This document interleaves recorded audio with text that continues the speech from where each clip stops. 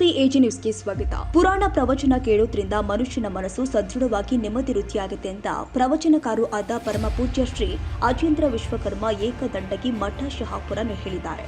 ನವರಾತ್ರಿ ಪ್ರಯುಕ್ತವಾಗಿ ವಡಗೇರ ಪಟ್ಟಣದ ಅಂಬಾ ಮಹೇಶ್ವರಿ ದೇವಸ್ಥಾನ ಸಮಿತಿ ವತಿಯಿಂದ ಹಮ್ಮಿಕೊಂಡ 4ನೇ ವರ್ಷದ ದೇವಿ ಪುರಾಣ ಕಾರ್ಯಕ್ರಮಕ್ಕೆ ಚಾಲನೆ ಕೊಟ್ಟು ಮಾತನಾಡಿದರು. ಇಂದಿನ ದಿನದಲ್ಲಿ ಮನುಷ್ಯನು ಅವಸರ ಮತ್ತು ಒತ್ತಡದ ಜೀವನದಿಂದ ಅನೇಕ ರೋಗ ರುಜಿನಗಳಿಗೆ ಬಲಿಯಾಗ್ತಾ ಇದ್ದಾನೆ. ಆದ್ದರಿಂದ ಪ್ರತಿಯೊಬ್ಬರು ಕೂಡ ಅವಸರದ ಜೀವನಕ್ಕೆ ಕಡಿವಾಣ ಹಾಕಬೇಕು. ಮಠ ಮಂದಿರದಲ್ಲಿ ಜರುಗುವ ಕಾರ್ಯಕ್ರಮಗಳಲ್ಲಿ ಭಾಗವಹಿಸಿದಾಗ ಮಾತ್ರ ಮಾನಸಿಕವಾಗಿ ಸದೃಢರಾಗಲು ಸಾಧ್ಯ. ಪ್ರತಿಯೊಬ್ಬರು ಕೂಡ ಸಾಮಾಜಿಕ ಧಾರ್ಮಿಕ ಕೆಲಸದಲ್ಲಿ ತೊಡಗಿಸಿಕೊಳ್ಳುವಂತೆ ಸಲಹೆ ಕೊಟ್ಟಿದ್ದಾರೆ.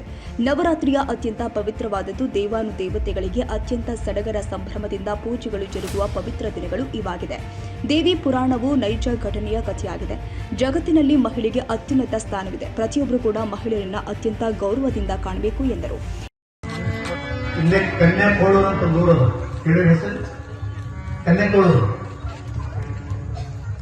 10 ವರ್ಷದ ಬಾಲಕಿ ಇದ್ಲಾಗಿ 10 ವರ್ಷದ ಹುಡುಗಿ ಶಿವನನ್ನ ಪ್ರತ್ಯಕ್ಷ ಮಾಡಿಕೊಂಡು ಹಾಲು ಕುಡಿಸಾಳಕ್ಕೆ ಭಗವಂತನ ದೂರಿಲ್ಲ. ಇಲ್ಲೊಂದು 25-30 ಕಿಲೋಮೀಟರ್ ದೂರದಾಗ 50 ಕಿಲೋಮೀಟರ್ ದೂರದಾಗ ಕನ್ಯಾಕೋಳೂರು ಅಂತಕ್ಕಂಥ ಊರಿನಲ್ಲಿ ಆ ಹುಡುಗಿ ಮಣ್ಣಿನ ಮುಚ್ಚಳದೊಳಗ ಹಾಲು ತಗೊಂಡು ಹೋಗ್ತಾಳೆ. ದೇವರಿಗೆ ತಗೊಂಡು ಹೋಗ್ತಾಳೆ. ಆಗ ಹೇ ಭಗವಂತ ಕುಡಿ ಹಾಲು ಅಂತ